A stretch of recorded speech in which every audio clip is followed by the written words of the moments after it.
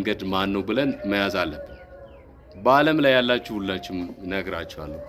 በጣም ሰው በቀላሉ ኢየሱስ ክርስቶስን በማመን መጽደቅ ሲገባ በሌላ መንገድ መሄድ፣ ቀጥተኛ ባልሆነ መንገድ እውነትን ማግኘት አይቻልም።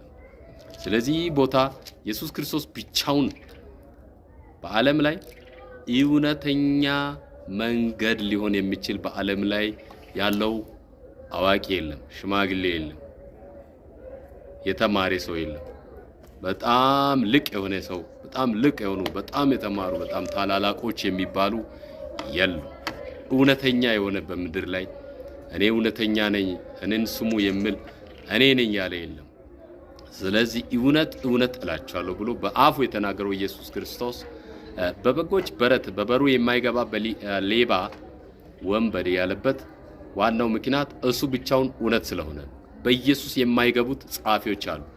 በኢየሱስ ክርስቶስ የማይሰሙ፣ ኢየሱስ ክርስቶስን የማይሰሙ፣ በኢየሱስ ክርስቶስ የማያምኑ ጻፊዎች፣ ፈሪሳውያን፣ አይሁዶች ስላሉ ይህን ቦታ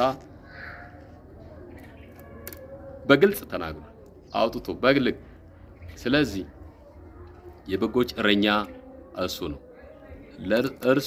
ለነርሱ ይህ እረኛ ምንድነው? በራቸው ነው ለበጎቹ ማለት ነው። እና ስለዚህ በበር የማይገባ በመንገዱ የማይወጣ እርሱ